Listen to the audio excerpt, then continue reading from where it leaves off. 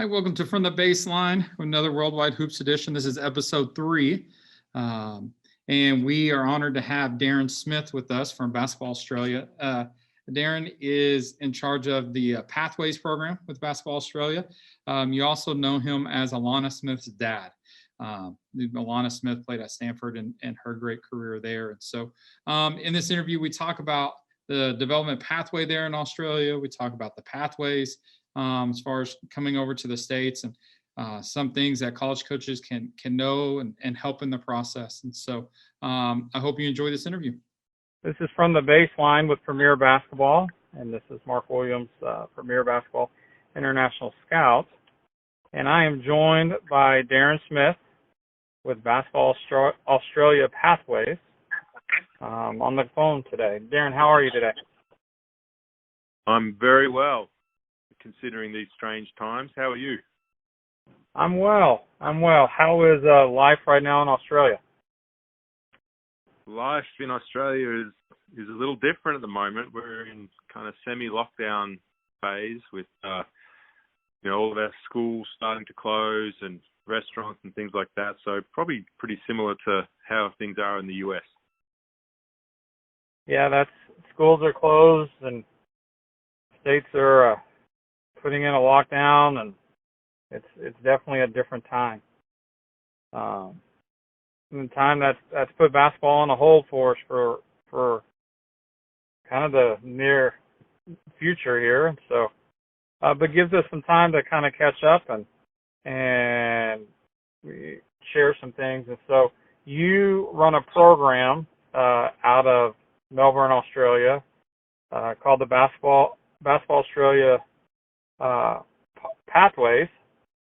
Share a little bit about that program. Sure. Well, we have a lot of our junior talent here that is interested in pursuing some opportunities in colleges in the States. And we found that, there's not a lot of people, parents and families, understand the process and eligibility and really how to connect with coaches. So, just from a national basis, really trying to help our talent understand the process and help them just have some good outcomes. Now, you have a unique experience with the process, and not just learning about it, but you actually went through the process with your daughter. Share a little bit about that. Yeah, she graduated in 2019, started 2019. From Stanford University, where she was lucky enough to play basketball for 4 years under the great Tara Vanderveer there. And so for us, trying to understand how the process worked from here in Australia was a challenge. Really understanding the eligibility requirements academically, and then, talking to coaches and understanding recruitment from their side and how it all worked was a really steep learning curve. So really that was the impetus for us to really, for Basketball Australia to get on board, to really help families, achieve, great outcomes like we managed to get for our daughter. Right. And daughter is Alana Smith, who had a fantastic career there at Stanford, and she actually played this last year in South Korea, correct? Yeah, she got drafted in the WNBA.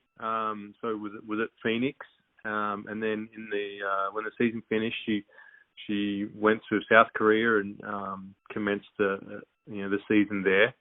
But unfortunately, the season was cut short. But luckily for us, she's been able to spend a few months at home now. So it's good to have her home, even though the circumstances are a little strange. Right. I'm sure it is good to have her home. Hey, let's go back to the pathway, the process here for Australian players, and give parents and players who are from Australia who are looking at the pathway and stuff like that, and have the dream of playing in the States. And let's talk to them first and share some of the things that are the important things for them to know about the pathway to make sure that they're getting that taken care of. Yeah, sure. I think one of the biggest things that we really try to help the families understand is that they need to start early, particularly understanding, the subject selection and the courses that they need to complete at high school. That's often the hurdle that many student athletes find themselves, is that when they're in their senior year, they come and talk to us and they find out that they're not going to be eligible for, let's say it's NCAA Division One, based on the course selections they've had over the previous 4 years. So just starting early and understanding that side of things is really key. And then also understanding as well that, coaches from the US, a lot of them are not going to fly to Australia to watch kids play. So making sure they've got good quality video that coaches can review and evaluate from in the first instance is really key as well. Absolutely. Now, on the academics, I know been over there, I don't know how many times. I feel like it's my second home in Australia, and working with kids as well coming over. I know from an academic standpoint, there's some math classes that don't quite qualify. Are there other courses that parents need to be aware of that may not qualify for the NCAA? I think most of the time, maths has been, some of the maths classes are a little different from state to state here. So some have been approved and some disapproved over the last few years.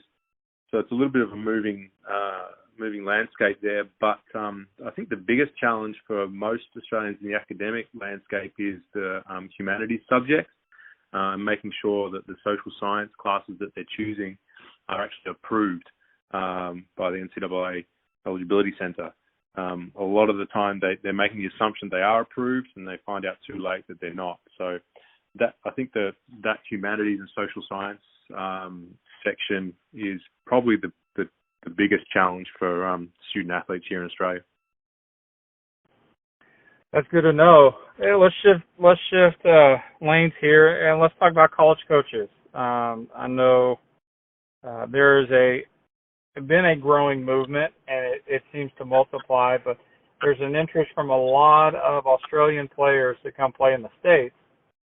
But that's being matched with a mutual interest from college coaches in their desire of bringing in an Australian player.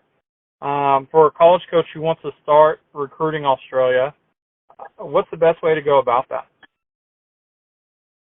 I think touching base with someone in the system here is really key. We don't our junior basketball runs very differently than what it does in the States. It's not typically driven by high school basketball. We have a different process here where most athletes are playing in clubs from where they live.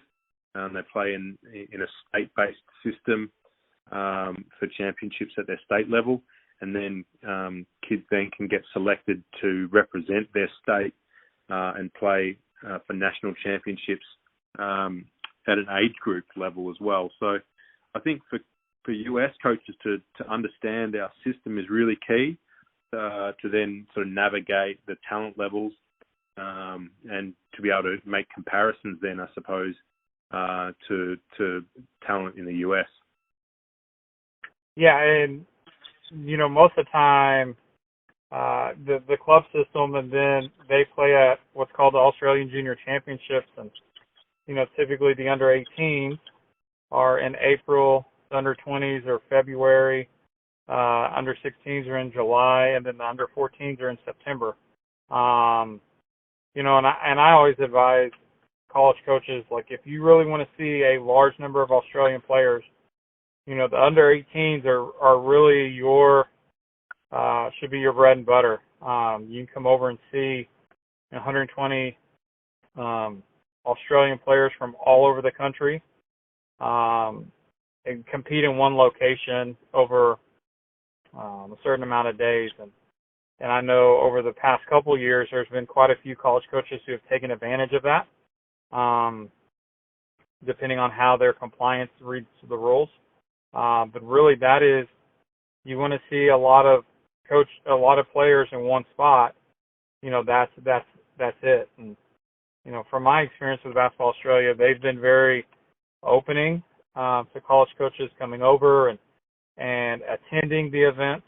They don't want college coaches talking to players and parents, and very understandable. But they're very opening and allowing them to come in. And, all college coaches got to do is email Basketball Australia to let them know that, hey, I'm coming and we'll be there. And it's been very much an open door policy from a Basketball Australia standpoint with attending those championships. So that always makes it easier from a college coach standpoint, is being able to see them play live. Yeah, well, I agree, and I think the attitude has really changed here, particularly in the last sort of 10 years. We want to make sure that it's an inviting atmosphere for coaches, because there's a lot of kids that want to go. So we want to make that as easy as possible for coaches to see the talent here. And as you've suggested, and you know really well, is that the best place to potentially do that is at the junior championships, Australian junior championships, where you can see those top 150 kids at each age group level. They're located all across the country, but they're in one spot at the one time. I mean, we're a very big country, like the US, so to try to get around to see all these kids individually can be a logistical nightmare. So the fact that they're all in one place at the one time over 1 week tournament, hopefully makes it convenient for people that want to check out some of the talent. Absolutely, and it does. And you're right, Australia is you think of it as an island, but until you fly from Sydney to Perth, you don't quite understand how long it is. That's a 4.5, 5 hour flight. And I've taken it numerous times, and taken it back the other way on a red eye and slept on the plane to catch a flight home or to New Zealand. And so, but it is a big country, and it's really a country that has a plethora of talent at all different levels, BCS all the way down to JUCO. Talk about the depth of the talent there in Australia, because I know we go over to the championships and you see the top 150 kids in the country, but you've got pockets like Melbourne, where the next 100 kids in Melbourne alone, can play Division I, Division II basketball. So talk a little bit on the depth of talent there in Australia. Yeah, sure. I think just for the way our system works, our kids are getting typically getting really good coaching from a very young age. Our athletes, understand the discipline of execution of plays. They learn a range of offensive and defensive styles. So they're really disciplined in the way they go about the game, highly skilled. And, like you've suggested, you can get to the championships and see the top 150. But, here in Melbourne, as an example, I work in a club here, and, I could go to a stadium, a gym here on a Friday night and watch, our under 18 girls teams play, and, there'd be another 100 at least young women that would be Division I ready to play. So we're blessed with talent, but helping the athletes as well understand that opportunities in the States are a reality is also something that that we're faced with, because kids just potentially don't even understand that the opportunity might be realistic for them. So that's the other things. Right. Well, and the pathways there in Australia, you talked about earlier, is you've got the club championships, club teams, and they play. And then from those championships, each state has a high performance program, and there's kids invited to the high performance program, and that's where they get specialized coaching from the high performance coaches from each state. And so they get workouts and the top kids from there. And then, from those workouts and programs is where they pick the state teams. And And then even from the state teams from the junior championships is where they invite kids to the Center of Excellence or COE. Depends on what you call it. But that is even a more elite group that is getting high-level coaching from Kristen Ville and her staff there at the COE. Talk a little bit about just the development program there in Australia. Yeah, I think you've outlined it pretty accurately. Every state has a development program for identified talent. So that, in Victoria, there's up to 300 athletes that are involved in that on a weekly basis, training multiple times with identified coaching staff. So making sure they're getting consistent workouts and skill development. And they're typically the athletes that are picked for, that's the crop that is picked for the state team. And then, in the pyramid effect, then it can go up to, junior national representation from there. And I suppose one of the unique things we have here in Australia is our Centre of Excellence. So based in Canberra, we're at our Australian Institute of Sport, where it's an in-residence program. So we have 10 or 12 athletes in residence there from, typically from anywhere around the country. If you're identified as the top, within the top 10 or 12 athletes, it's likely you'll be invited to become, a member of that program where you're getting daily training and schooling all in the one location and with our junior Australian coaches. So those kids really develop quite fast. They're typically the very top tier and are very highly recruited. Yeah, and I've had the privilege of visiting the COE quite a few times, and it's really impressive every time I go because it's like you're visiting, the Olympic Training Center here in the States. When we go to that for under 16s, under 17 trials, because these kids are getting Olympic training and nutrition and conditioning and coaching, and really that's what it's designed for. And so it's very impressive to go and see that and see the top kids get that level of coaching, and then they have the opportunity to play. I know last year they played in the NBL 1 League, and this year they're playing in the Watera League, I believe. I may have said it wrong, out of New South Wales. And so they're getting to play semi-pro or pro competition just to help advance their development. And so it's really kind of a cool experience for those kids who get to go. Yeah, well, I think, the aim of the program, it's a government-supported program, but is to develop, future Olympians. So most of the athletes there were really identified to try and help them become pros and, eventually and represent Australia at Olympics to try and knock off the US for a gold. There you go. That's the aim, Hey, well, and a couple of years ago in Zaragoza, Spain, what are we, 6 years removed from that under 17s? Australia did that at the under 17 level and caused some kind of waves, especially in USA basketball, and looking at development program and how are we putting teams together and how are we preparing them for that. Now that team was very, very, very, very good.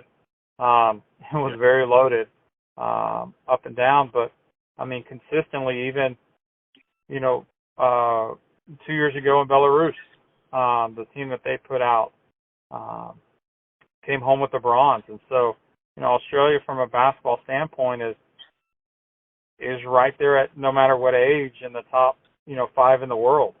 And so it's always cool to watch these players develop up and get those opportunities. And from a college coach standpoint, the under 17s are a huge recruiting tool to see them play the top in the States and the U.S. and get to measure them and see how they compare and see how they hold up against the household names in the States. So it's always really a cool thing to watch.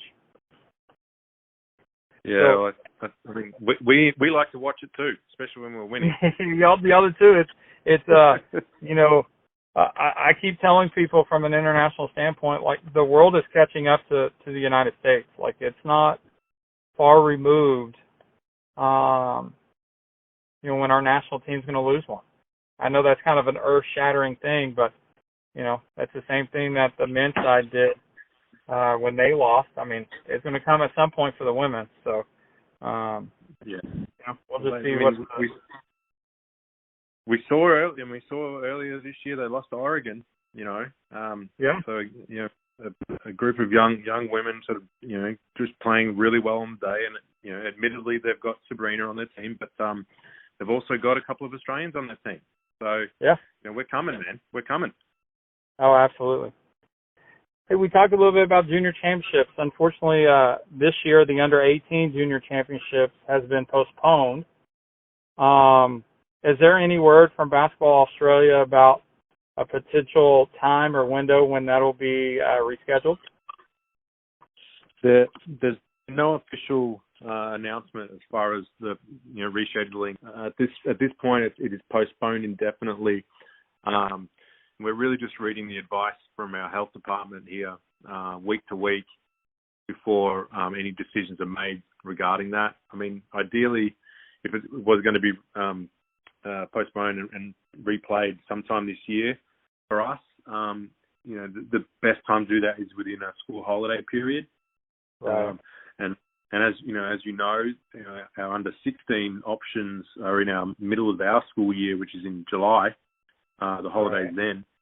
So, you know, the next school holiday period is in September. So, I mean, we don't know if it's possible to be done then, but really we're just taking, you know, the advice from the health professionals here before Basketball Australia can really make any plans or announcement there. Right. Well, and the health of everybody all over the world is the number one thing right now on everybody's mind. And hopefully they can get that rescheduled. I know that's a big thing for all those players in that age group who would be able to participate and have the chance to win. And you know, that is always a quality event. Always has talent in there. Always has you know, the benefit to those college coaches who take advantage of it. So, you know, my initial thought was probably that late September, early October 2 weeks would probably be, you know, the best time. Just it gives you clear enough if hopefully all this clears away and stuff. So that's kind of what I had thought. If Basketball Australia was really looking at a time, that would probably be the best time because it's far enough out. Yeah. But hopefully they can get it rescheduled and you know, the kids will get to play. I think you're right. I mean, it is a real shame for those kids that were successful in making those teams. I mean, you know, I'm involved in the state team here in Victoria at that level, under 18 levels, as one of the coaching staff. And, you know, these kids have to work so hard. They go through a tryout process, which takes months. You know, and then they're working hard to prepare for this tournament, and all of a sudden, you know, it's taken away from them. So they're really disappointed. You know, many of them, in fact, most of them have got aspirations to play in the collegiate system in the US. So this would have been a great way for them to be evaluated and you know, really get some exposure. So it's disappointing. So we're really hoping that, you know, we get to restage the event. Yeah, hope so too. Just as a fan of basketball, I've always enjoyed going to watch. And you know, the cool thing about the under-18s, and this is something I think it's really cool, is they also have the Kevin Cobb's Cup. You know, where along with seeing the under-18 players, you get to see the Paralympic young men and young women compete in wheelchair basketball. And that for me is just really cool to watch.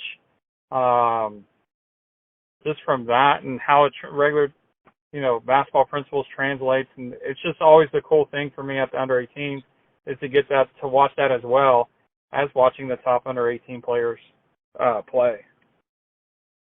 Yeah, it's a really cool way we do the event here. It's a combined event, so it's just a big basketball extravaganza for that week tournament. So yeah, it's a lot of fun. There's hoops everywhere, and it's just don't know what we're going to do this year. Yeah, I know. It's most definitely a bummer right now, which hopefully they can get it rescheduled and good to go.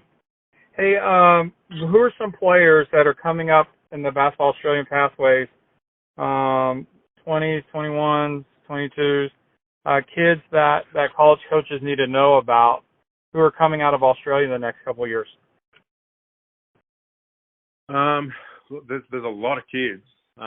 There's some real sleepers that are only just starting to come around, but the obvious ones, I suppose, some of the girls at the Centre of Excellence, and there's some really extraordinary talent that's coming through there. I know we've got a point guard, combo guard, Jade Melbourne, who's she's on, I suppose, on the radar for a few schools already, but she's really exciting to watch. Highly skilled and just a winner.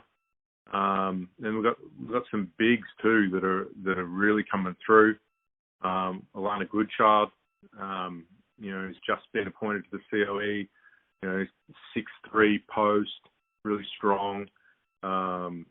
She's exciting. She's been on the under-17 team before. Millie Pryor, another big.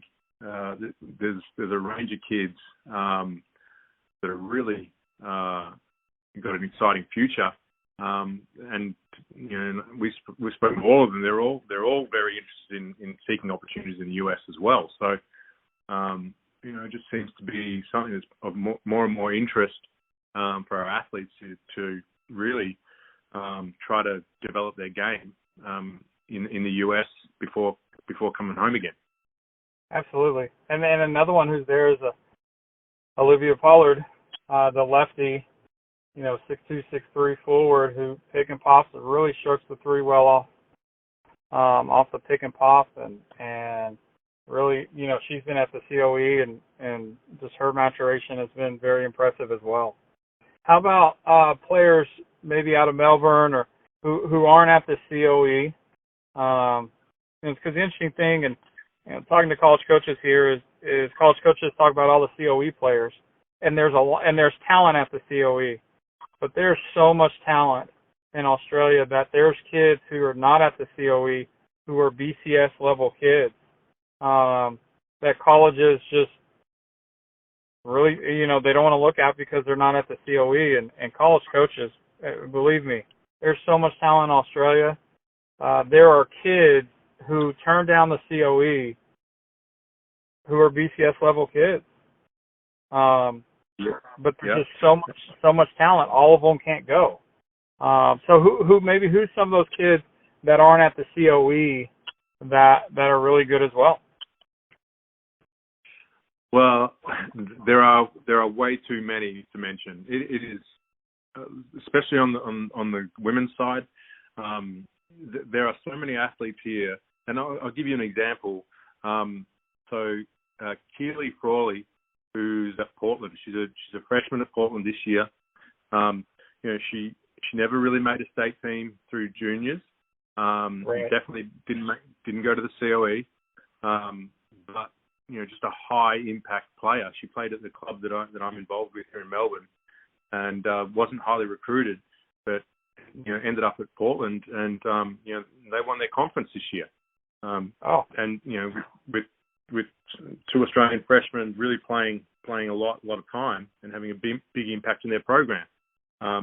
So that's just as an example of a kid that's what I was talking about before when I was saying on a Friday night when our competition's in action, we can go to a local stadium and watch our top tier under 18 program on the women's side and see 2, 3, 4 athletes that are really at that level, that maybe didn't make the state team but still are in that top 100 150 in their state, which just translates to so high. across to the States.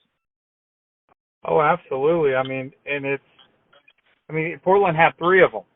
Haley Andrews, the point guard, and then Alexander Fowler, both from Queensland, okay, and then Keeley. And I mean, they won actually their conference tournament and actually qualified for the Final Four. And those are kids who who weren't at the COE. I think Fowler got a nod there on the national team in Belarus, and she got to join that one. But it is, there's just so many kids that are can play at a high level there.